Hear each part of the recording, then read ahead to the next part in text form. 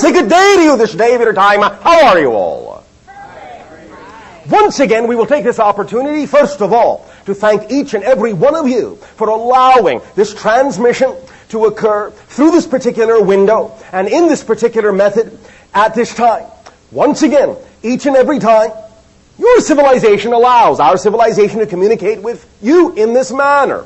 It affords us an opportunity to experience, through each and every one of you, another aspect, another facet of the infinite, and this expands our understanding of all the different ways that creation can present itself, and so we thank you for this gift of sharing. We would like to begin this transmission with the following brief ideas to lay a little bit of what you call a foundation or a groundwork for the primary principles that will generally be contained in almost every subject that we will discuss this day of your time. So, many of you have heard us talk about certain tools, certain states of being, certain states of mind that will allow you to understand who and what you are as a person, as a being, as a personality, a little bit more clearly. For it is in understanding the structure and the nature of yourself as a person and as a being that will allow you to make changes, make shifts in your reality, in the manner that you desire, in the manner that you prefer, more effortlessly, with the idea of less pain, more joy. These ideas now are paramount for what you call this age of transition, this age of awareness on your planet, as you have named it, as you have deemed it. And thus we are very happy to help, to assist in presenting concepts, tools that are handy, that you can use very easily, so that when applying them, you can see the results in yourselves and in your physical reality relatively quickly. The idea, first and foremost, of course, always begins with self-valuation. We understand from our experience with many of you that one of the most difficult things that many of you now have to do on your planet is learn to value yourselves. Because for thousands upon thousands of your years, you have been taught, because you have forgotten your connection to the infinite, you have been taught to think of yourselves as less than worthy, as undeserving, as possessing little or no value, and without an understanding of your worth, without an understanding of your value, no tool we would share with you will really be effective. Only when you begin to learn and behave and hold true that you are a worthwhile aspect of the infinite, that you are a beautiful, unconditionally loved and supported aspect of creation, and hold yourself in the same value that the creation holds you in, only really then will the tools be effective in the strongest way possible. This only makes sense, for the tools will only be as strong and as powerful as the energy you give them, because the energy comes from you, through you. Therefore, you are the ones that determine the efficacy of the tools. They do not really have the ability to work of and by themselves, because they draw their energy from you. They draw their realization capability from you. So let us briefly lay down a little bit as an outline of these ideas, so that we will understand when questions come what we are all talking about, and we'll have something to refer back to as a base point, a baseline. First and foremost, as we have said, self-valuation. From there comes the understanding of what it means to be a personality structure. Personality structure, very briefly, in recap for some of you, in newness for others, is based on three things, three principles. Your personality is an artificial construct. Doesn't mean it isn't natural, but it is a type of mask that is built or created or fabricated from three ideas: belief systems, emotions, and behavior. You can understand the analogy of belief systems as being like blueprints of a building. Emotions are the builders, the activation principles and energies that get the building built. The behavior is the building materials, the thoughts and actions that you do. So, you can instantly understand that the nature of the blueprint, the clarity of the design, will determine the ultimate product, and the nature of the builders will determine the quality of the product, and the nature of the building materials will determine the quality of the final building. When those three things are in alignment, you can understand that your reality will reflect the idea of a strong structure, a strong reality that is stable in that way. But if either your belief, blueprint, your emotional builder, or your behavior, building materials, are somehow lacking or out of balance in the idea of self-worth and self-valuation, and are not aligned with the other sides of the three-sided prism, then of course it would be obvious that your building would be, as you would say in your language, a little bit wonky. So, this whole idea is to help clarify what those three components really are all about, and how to maintain them and bring them back into balance. Now, also, it takes an understanding that physical reality is really just a mirror, and it can only reflect what you put out. There are really only 4 laws in creation that allow you to experience everything that you experience. Law number 1 is that you exist. Can't do much about that. Now, when we talk, first of all, about laws, we're not talking about the type of laws that you have on your planet that are, in that sense, arbitrary rules and regulations that can be broken or changed or rewritten or ignored. But the idea is even beyond what many of you call laws of physics, because even some of these are only germane to your particular universal reality, and in other dimensions, many of the so-called laws that you have labeled do not really apply. We are talking about real laws, because real laws cannot be broken. Cannot be broken. It is impossible. And it is these 4 laws that give structure to all of creation. So, as we have said, law number 1, you exist. And what that actually means, when taken out to its ultimate logical understanding, is that if you exist now, you always will. And you always have. Therefore, you may change form, but you will always exist in some way, shape, or form. Because isness is the only quality that existence has. It does not know how to become non-existence. Non-existence is already full of all the things that will never exist, and there is no room in non-existence for that which does exist. That which exists only has one quality, to be. And thus, that is the only thing it will always be. So if you do exist, you always will. So, relax.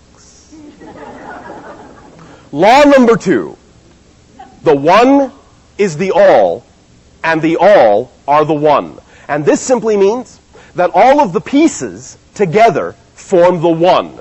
And the one is the one, but knows itself simultaneously as all the pieces. What this means is that creation is not separate from the Creator, but is made of the Creator, and that there is no outside to it. Everything that is, every discrete person, place, thing, every discrete concept, every discrete part is a part of one same whole, and also, holographically, every single part is the whole, expressing itself as a part of the whole.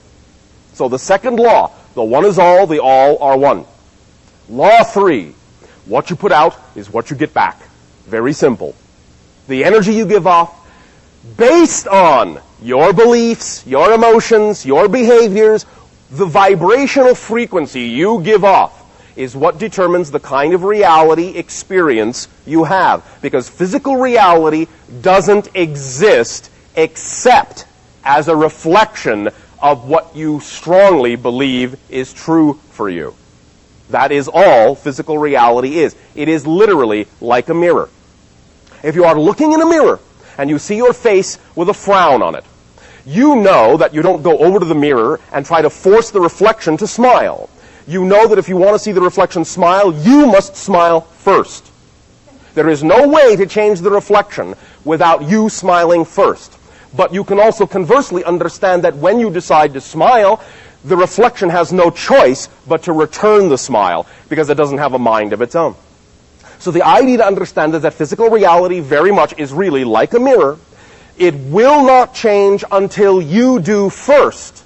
But if you do, it has no choice but to follow suit, because it is only a reflection of what you have put out. Law number 4. Change is the only constant, and everything changes except the first 3 laws. That is it. 1, 2, 3, 4. That's it. Every experience you have ever had, are having now, or will ever have, is based on a combination of these 4 laws to varying degrees. That's it. Now, the idea to understand, again, is that when you allow yourself to make choices, then your choices are based on your motivation. And your motivation is based on your definitions. This is the other way to explain the 3-part process.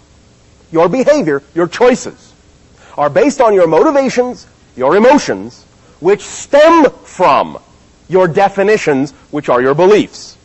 So anytime you are making a choice, it is always because you have been motivated to make that choice. Motivation only has 2 parts to it. This is all there is to motivation. You will always, in every single case, you will always choose what you perceive to be the choice that is closest to pleasure and furthest from pain. That's it. That is your entire motivational force. But notice I said you will choose what you perceive to be closest to pleasure and furthest from pain. And that's where definitions come in. Because only as you define what you believe to be pleasurable or painful will you then be motivated to make choices in accordance to that belief. So many times you may choose things that on one level you could say seem to be detrimental or destructive to you, but if you keep choosing it, that simply means that you must have a definition in your belief system somewhere that says that regardless of how painful it is to keep choosing that, you are somehow defining it as being less painful than making any other choice. That's why it is so powerful to get in touch with what your belief systems are, because when you find out why you may be defining something as pleasurable or painful, and you change the definition, you will instantly change your motivation, and you will instantly change the choices that you make, because you're all motivated people. None of you lack motivation. None of you lack trust. It's just a matter of where you are placing your trust and what definition you are motivated to act upon. That's all there is to it. This is how you simplify the things in your life, by understanding them from the base on up. From definition through motivation through choice. From belief through emotion through behavior. That's all there is to it, really. The final thing that we will be including in this toolkit is the idea that we have begun to talk about now recently that is above and beyond the idea of belief, and that is simple knowingness, which comes from the idea of surrender, letting go. Now, again, we understand that in many of the definitions many of you have on your planet regarding this word surrender, many of you will label this as a loss of some sort or a lack of control of some sort, and this is not the case. Surrender, if we may provide our definition, is the letting go of the concept of who you think you're supposed to be and actually being who you are. Because who you are is unlimited possibilities. And when you allow yourself to surrender to the idea and the experience that you were created in the image of the infinite, which means you are infinite possibilities too, then the physical reality, which is only a mirror, can then reflect those unlimited possibilities back to you in the synchronicities as they naturally unfold in your physical day-to-day life. So surrender is actually acceptance of your total self, not, in that sense, the forsaking of your total self, as many of you have been led to believe through the definitions that your world has provided you with that only serve to limit you. And this is what we want to share with you, and what we suggest you learn to give up are those limitations. So that is really what we are going to be discussing in all of these interactions. Are variations of those principles. It will usually all come down to that idea. And of course, it will usually also come down to one other principle that is all wrapped up in this, And that has to do with being your natural true self, which in many cases is simply another way of saying follow your joy, follow your excitement to the best of your ability, because the sensation that you call joy, the sensation that you call excitement, the sensation that you call unconditional love is the frequency of energy that represents your natural, true, core, original self. So when you are acting on circumstances and opportunities that bring with them the highest level of this joy, the highest level of excitement, you are saying you have the faith to take the steps to act upon your true self, and in so doing, your physical reality, the mirror, will support you because it has no choice but to do so. These are the principles that comprise the toolkit of manifestation and change, and that's really all there is to it. You will see as we discuss the ideas that you wish to share this day of your time that almost everything you have to share will come down in one way, shape, or form to these ideas if they has to do with the idea of your own personal growth and your own personal life and the expression of who and what you are. So, with all of that in mind, we once again thank each and every one of you for the opportunity to receive the gift of this sharing from you. And in return for this gift, I ask you now, in what way may I and my world be of service to you? You may begin with sharing in any manner you so desire. Say good day to you this day of your time. After the transmissions we have delivered for the past 40 years of your time, we now begin a new chapter, having reached the end of one cycle and the beginning of another. This new chapter will entail a different approach to the delivery of information that we provide for you, all falling under the banner of Countdown to Contact, Year 1 for this, your year of 2024. We will say Happy New Year to you all, and thus we will begin another part of the journey together, if you wish.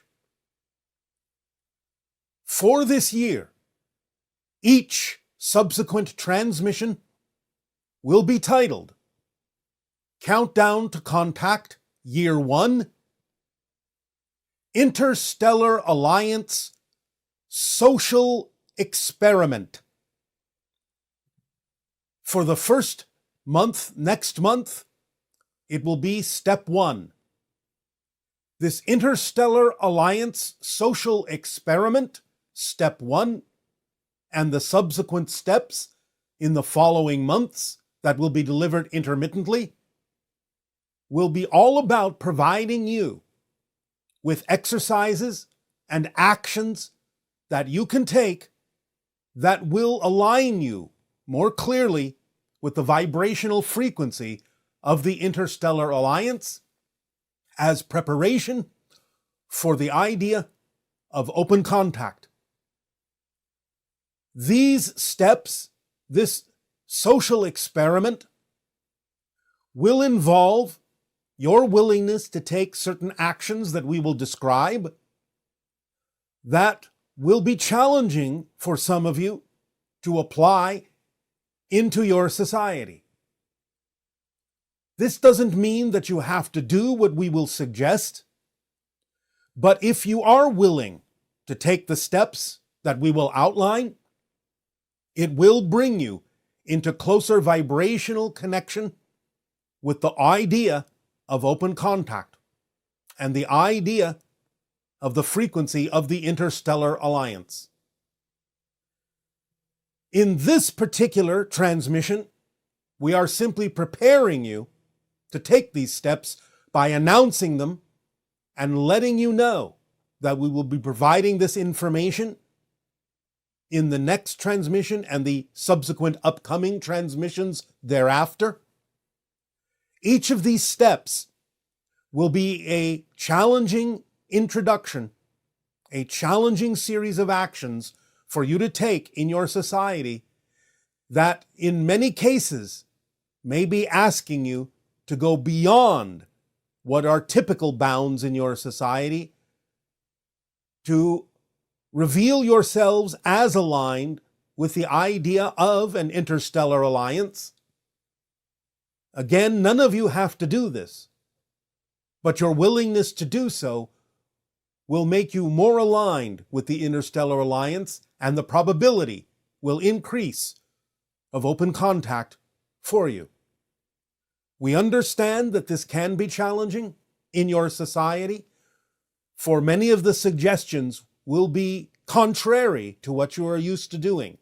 None of them will be breaking your laws, but they will allow you to take a stand. They will allow you to be bolder in your outward expression of your alignment, and they will each get more and more challenging relative to the norms of your society.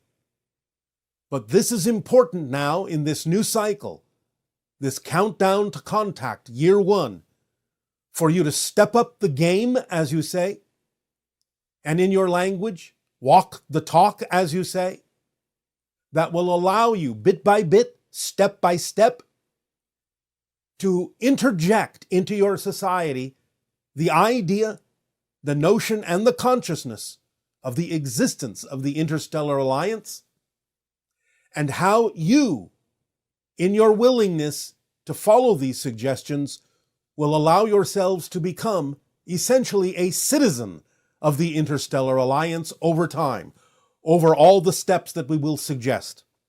Again, you have free will.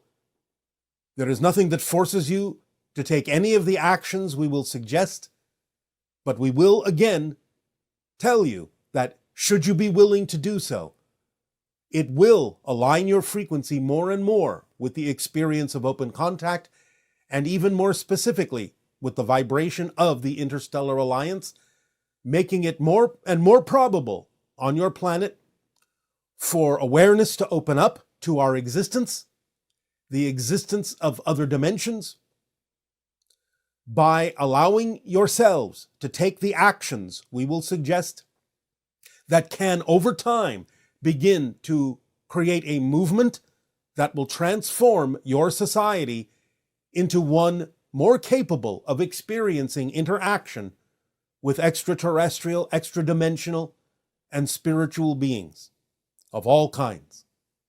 So we will begin this cycle in this transmission with this announcement, which begins the preparation so that you have a month to prepare yourselves to decide whether or not you are going to be willing to take these actions as we deliver them intermittently from month to month. And again, the first transmission of these steps will be titled The Interstellar Alliance Social Experiment Step 1, all under the banner of Countdown to Contact Year 1 in your year of 2024.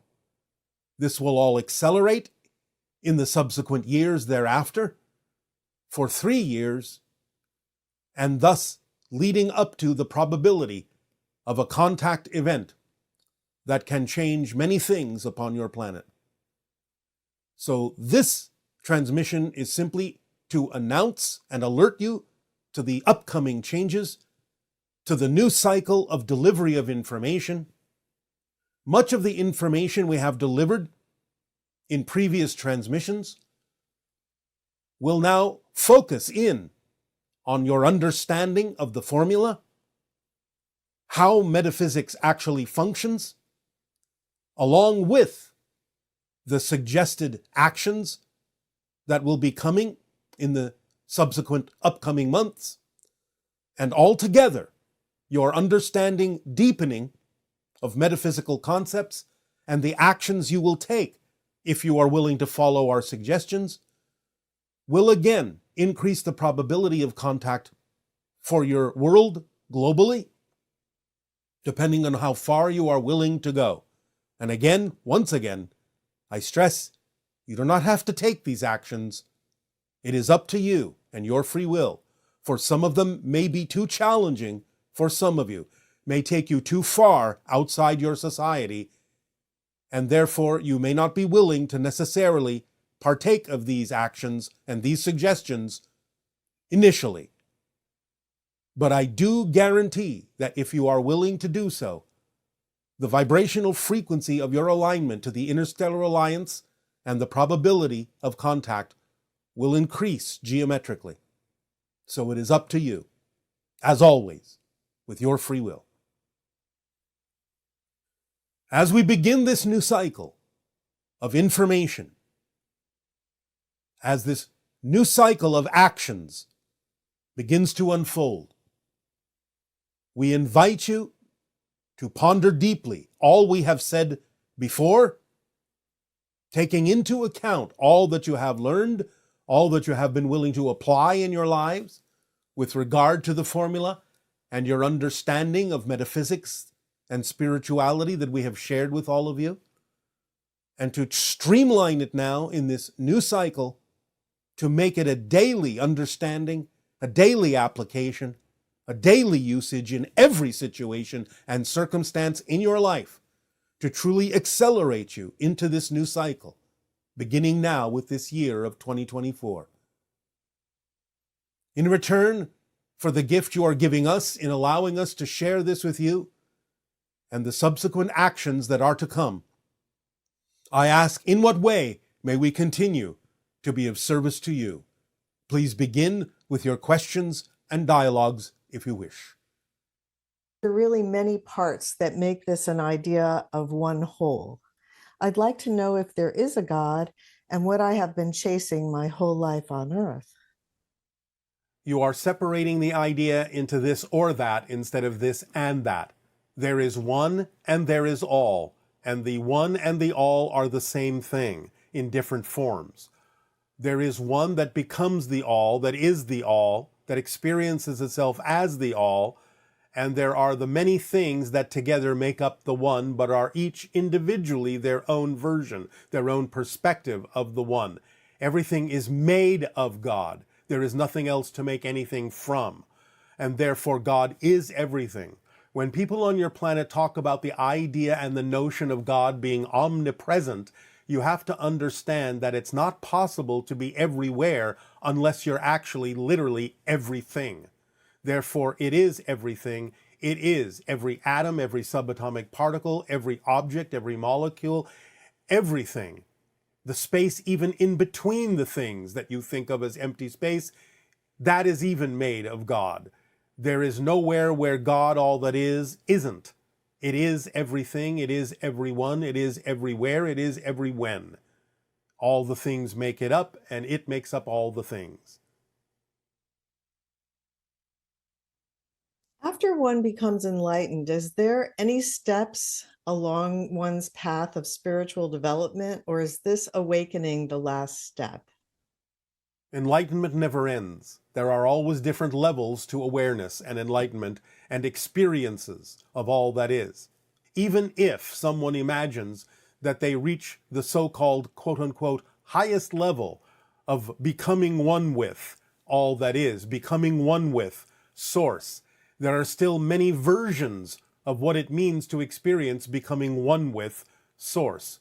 So even becoming one with Source is not the ending of enlightenment or awareness. It is infinite, goes on forever, never ends, there's always something else.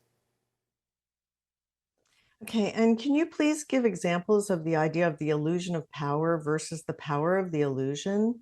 I would like to understand this concept better. Many people on your planet fall under the illusion of power in the sense of thinking that their physical minds need to control things. They think of themselves as powerful when they find themselves able to manipulate certain events into a certain order that allows them to feel satisfied with what it is they insist on seeking. But the idea is to understand that physical reality is a projection of consciousness. In that context, an illusion doesn't mean it's not valid. It doesn't mean the experience is not real.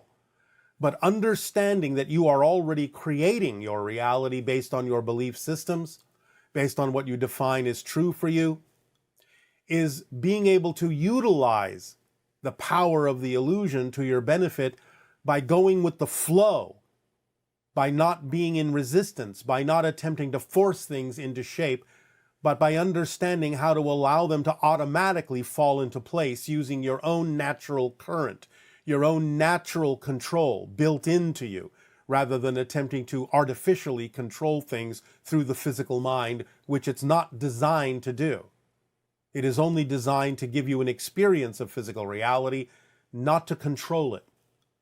The idea is that the control is already built in to the choices that you made to experience, the challenges that you chose to experience in this lifetime to grow as a soul. So allowing the idea of the agreements you made to simply unfold in perfect timing and to respond to them in a positive way, acting on your passion, following the formula, going with the flow, not resisting the natural current that you are, is the way to use the power of the illusion that's already built into it, instead of falling under the illusion that you are powerful by exercising your physical mind to control everything, which is exactly the opposite of being in control. And if we all have unique experiences of life on Earth, do we all see the same objects and colors in the same non-biased way?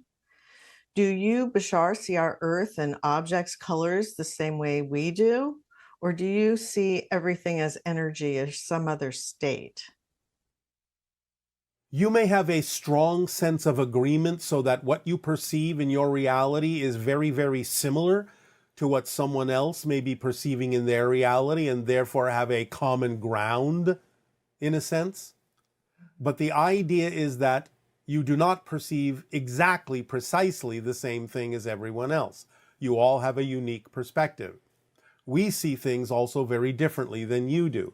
We see multidimensionally far more than you do at this point in your evolution.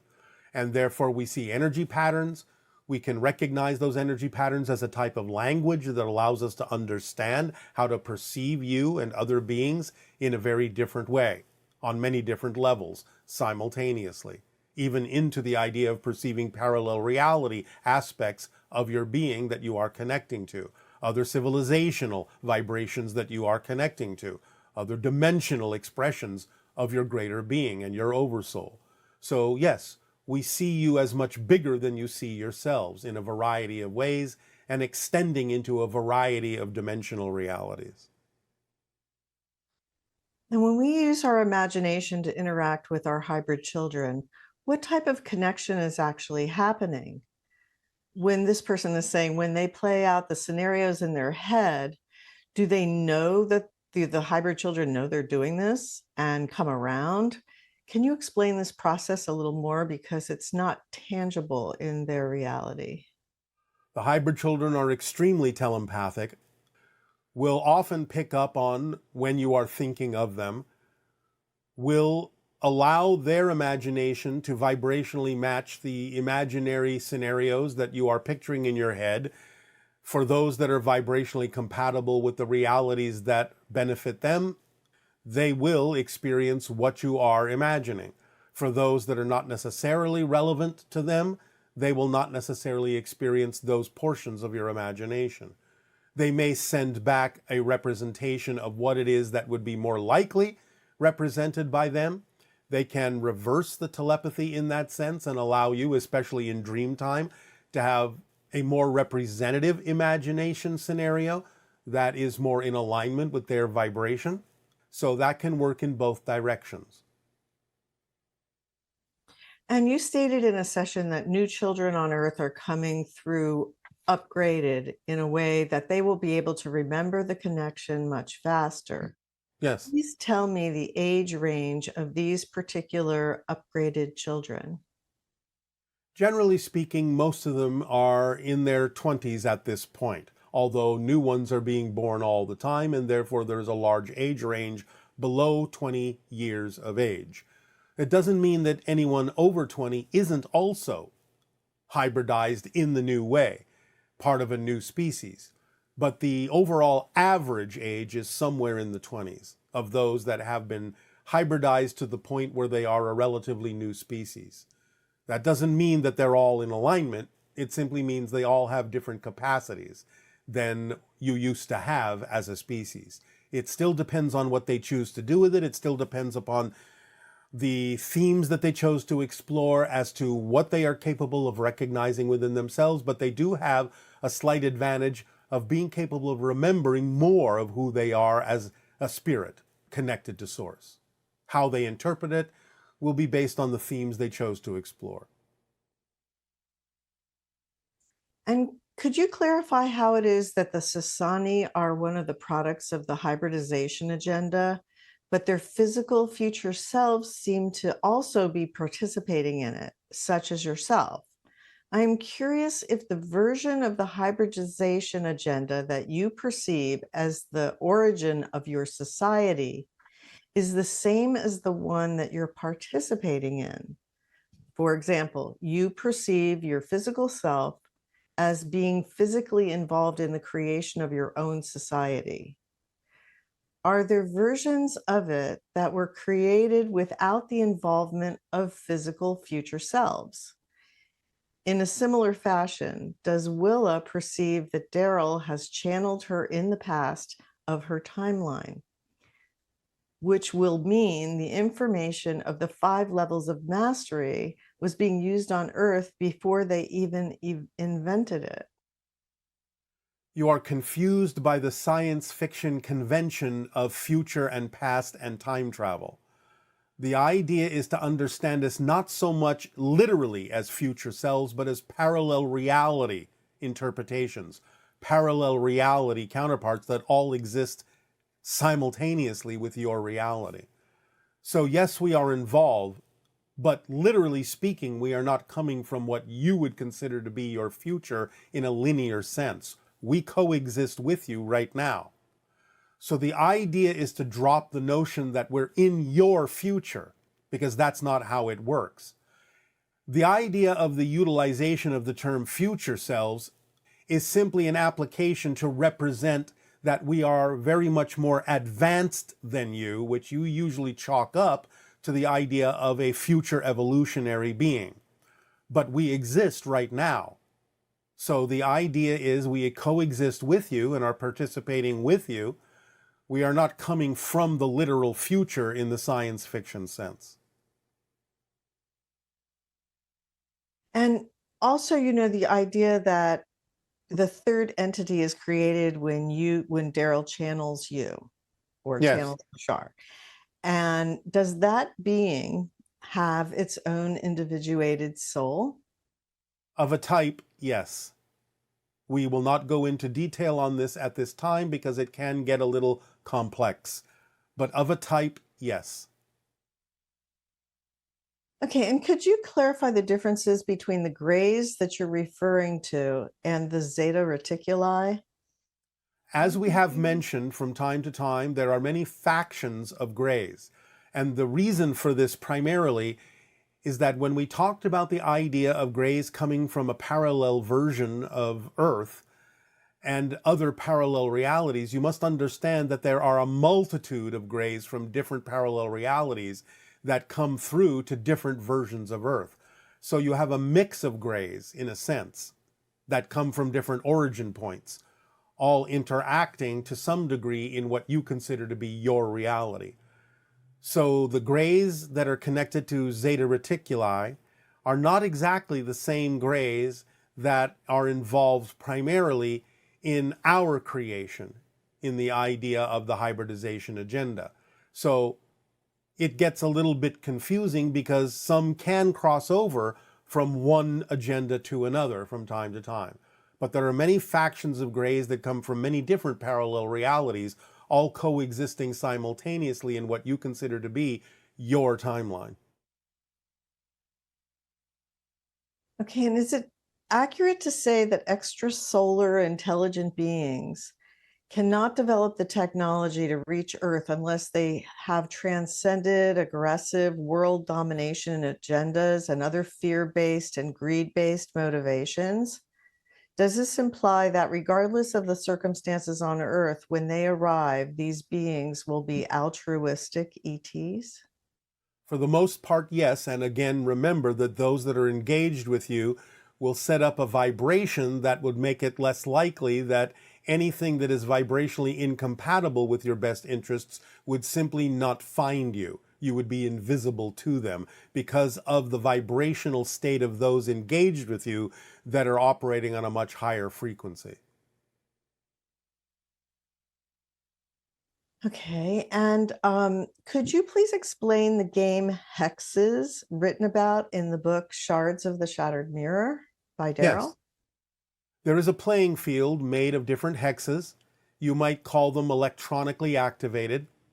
And the idea is that the players standing on hexes have to, in some way, psychically or telepathically or synchronistically determine the pattern of the changes in the colors of the hexes that change from phase to phase, from moment to moment, so that when you move from one hex to another, you instinctively land on a color that moves you forward and benefits you, as opposed to eliminating you from the game. So, for example, if you move from one hex to another while all the hexes are shifting and changing in color, when the hexes stop changing, stop shifting, and solidify into a particular color that was different than what they were before, or similar to what they were before, whatever color it is that you have now stood on, whatever color happens to be in the hex you have decided to go to, determines your status in the game. So if you perhaps, for example, move to a hex that winds up solidifying into a gold hex, you may have won the game. If you stand on a hex that happens to solidify into a black hex, you may be eliminated from the game. Other colors may represent different status points in the game. Very interesting. Yes. Are those who are attracted to your teachings a participant in the hybridization agenda? They don't all have to be, but about 90% or above usually are. Okay. And it seems as more of our consciousness expands, more is revealed. Does this mean that as a collective consciousness, if we match your frequency, we will be able to see you in physical form, or will we continue seeing only via our third eye? You will ultimately see us in physical form if your vibrational rate comes closer to matching our frequency. In some sense, that is really what contact is all about. Because as we have said, those operating on a higher frequency have the qualities of spirit. And when exposed to those frequencies, your physical body may react to them as if you are dying. And that is where the fear comes from. But the idea is that as you raise your frequency and create less differentiation between physical and non-physical reality, you become more vibrationally compatible with our natural state and can allow your senses to begin to perceive us more solidly, more corporeally, more physically. And this person asks, saying that they 2 days ago meditated and asked to travel with a UFO, and then read in the media the day after that a UFO was observed in the same area of Norway. Yes. Is there any link? Yes. That was the UFO that that person visited. Whether they remember fully or not is not the point. But they were given an opportunity to understand through the media story that what they had asked for had actually occurred. In time, they may remember. The memories may unfold.